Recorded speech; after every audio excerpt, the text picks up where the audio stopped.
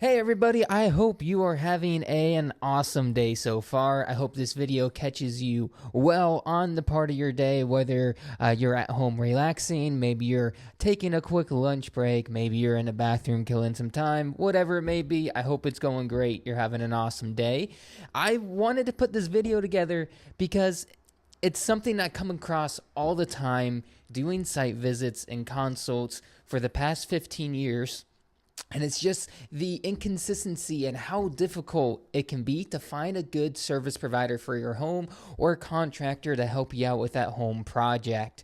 Now, I'm going to give you a few things of what to look for to help avoid hiring someone who isn't professional, hiring someone who's going to take your money and run away, hiring someone who doesn't stand behind their work, you can't get a hold of, just you name it, all the headaches that you've experienced. You're not the only one who has had to deal with these things. I hear it all the time, talking to homeowners, talking to people in our community about just the bad experiences they have because they worked with someone who wasn't reliable, who didn't have their things together, and they ended up paying the price for it.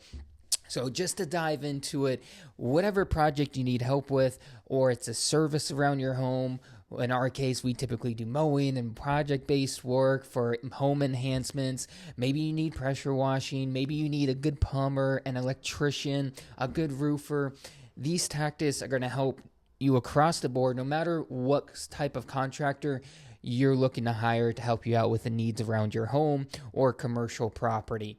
So first off, and it's going to be pretty obvious, a lot of people do this anyways, but you want to make sure that as you're searching that you're going to check the reviews of the service provider in the field that you're looking to hire.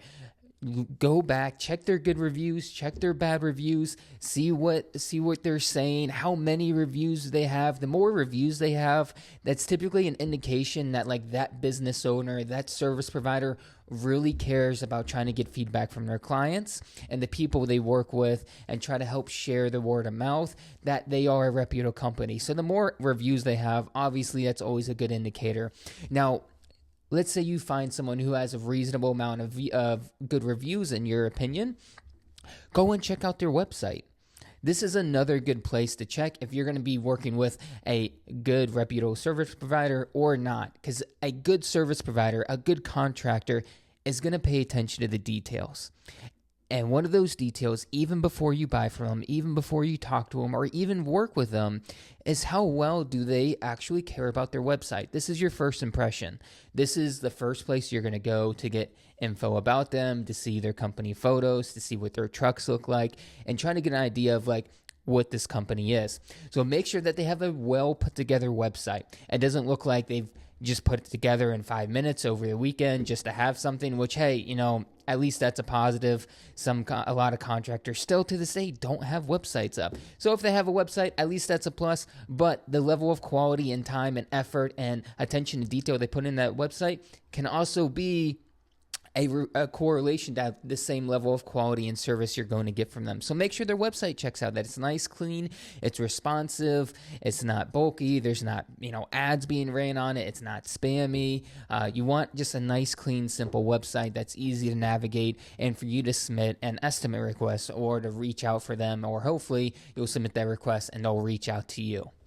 Now, if all these things checked out, they have good reviews, the website looks good, at least you're able to build some, at least digital trust with them prior to calling.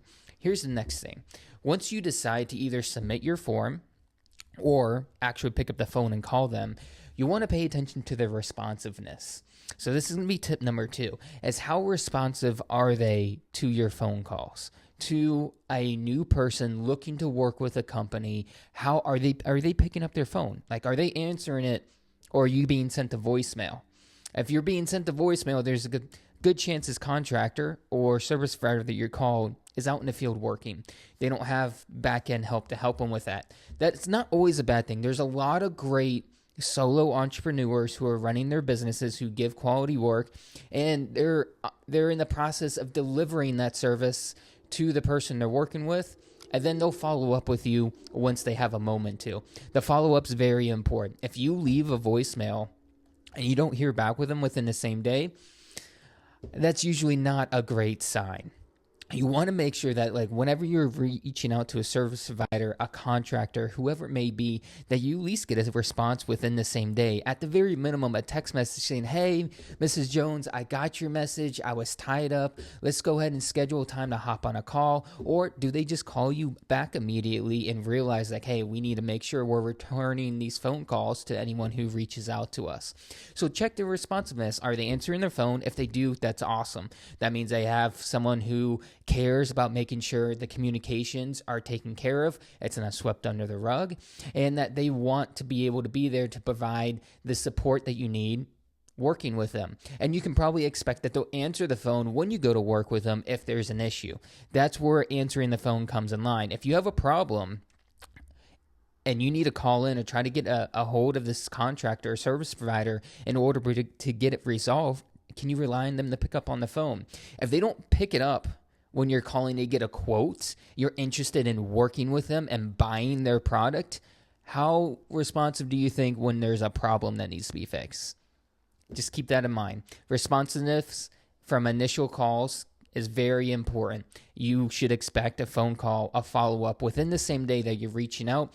The sooner that you get that follow-up from the time that you called in, the better indicator of the level of professionalism you're going to receive from that person, the business, the contractor, whoever you're reaching out to.